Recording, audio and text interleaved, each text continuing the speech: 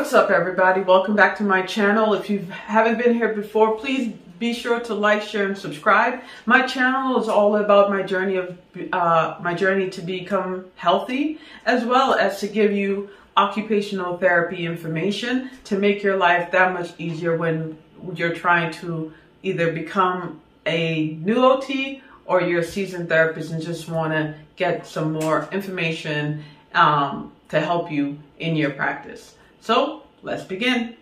So today we're going to be talking about ethics in occupational therapy. And this is something that comes up all the time. But when you're first starting out, there is 6 key principles that you should know and you will learn if you're now starting out in occupational therapy school.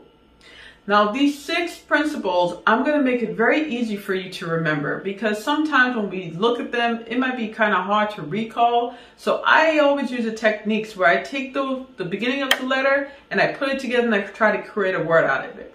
So for example, the word that I'm going to use for the 6th principle is called FAB JBN. FAB JBN. What that simply means is F is for fidelity. A is for autonomy. B is for beneficence. J is for justice. B is for veracity. And the N is for non-maleficence. All right? So keep that in mind. It's going to make a world of a difference when you're trying to learn and you're trying to recall. All right, let's jump into it. Keep in mind, these principles are not organized in any special order, okay? So you don't have to remember that, oh, principle 1 is beneficence. And then principle 2 or principle 6 is fidelity. Don't worry about that, guys. Just know what it means. Have a good understanding of how it applies to everyday life. And I'm going to try to make that easy for you. So let's begin. So F. F in FAB means fidelity. What does fidelity mean? Fidelity is your professional commitment. It's your professional standard that you uphold. So it's pretty much respecting the profession as whole and also committing to that profession and doing what is required within that profession. Also respecting, communicating, and committing to your team and to those that is working with you for your clients to improve their quality of life. But let's dig a little deeper.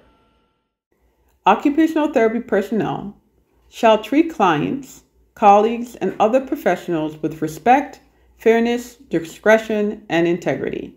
The principle of fidelity refers to the duty one has to keep a commitment once it is made.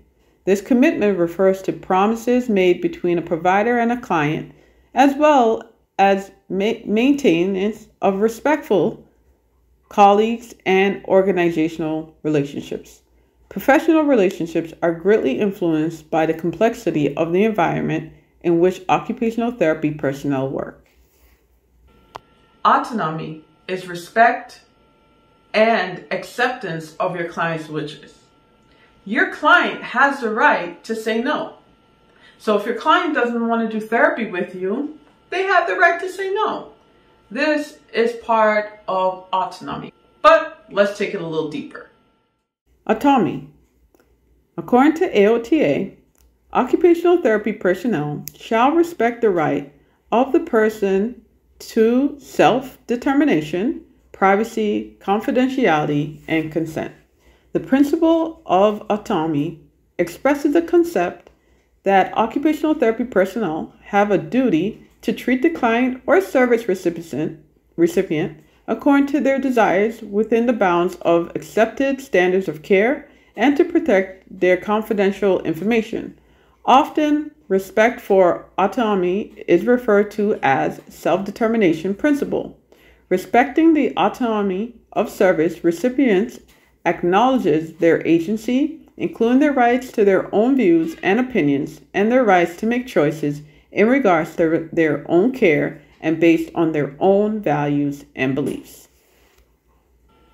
Beneficence is being kind, promoting wellness, well-being, and making sure that your clients are safe and protected. Beneficence. Occupational therapy personnel shall demonstrate a concern for the well-being and safety of persons. The principle of beneficence includes all the forms of action intended to benefit other persons. The term beneficence has historically indicated acts of mercy, kindness, and charity. Beneficence requires taking an action to benefit others. In other words, to promote good, to prevent harm, and to remove harm. J is for justice. This is being fair, unbiased, and equal with your patients. Serving them the way they should be served and not picking sides, not choosing who gets what, but actually being equal across the board despite their sexuality, despite their cultural beliefs.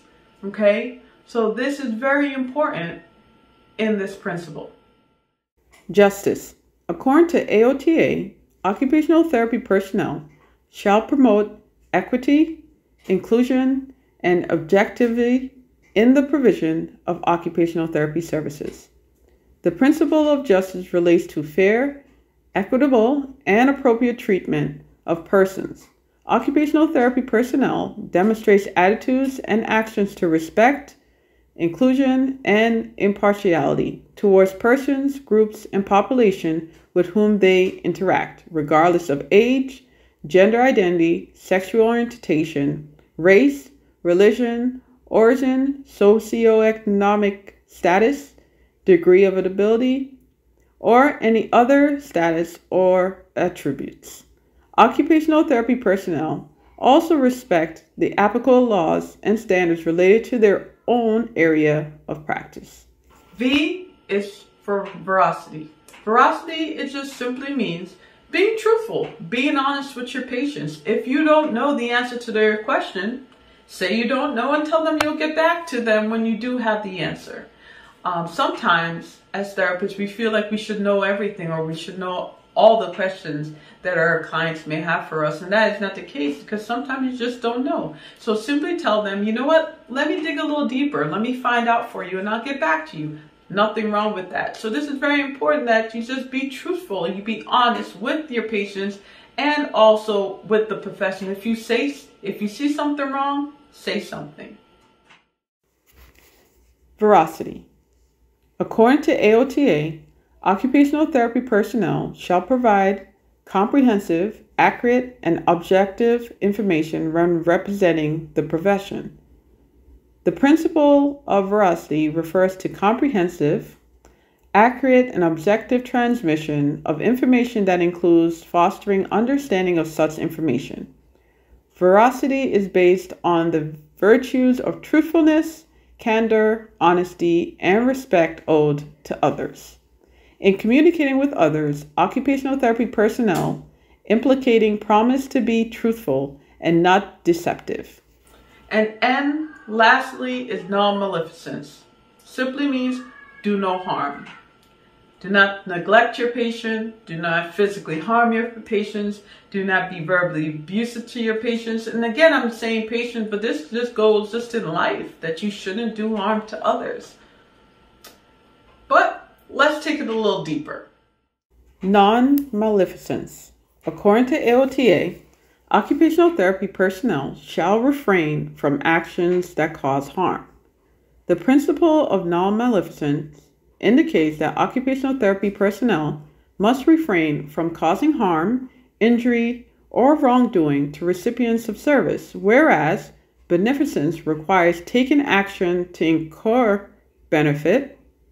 Non-maleficence requires avoiding actions that cause harm. The principle of non-maleficence also includes an obligation not to impose risk of harm even if the potential risk is without malicious or harmful intent. I hope this helped. I hope it made sense. I hope using this technique of FAB, JVN, will help you to remember. Again, that is FAB, F-A-B, J-V-N.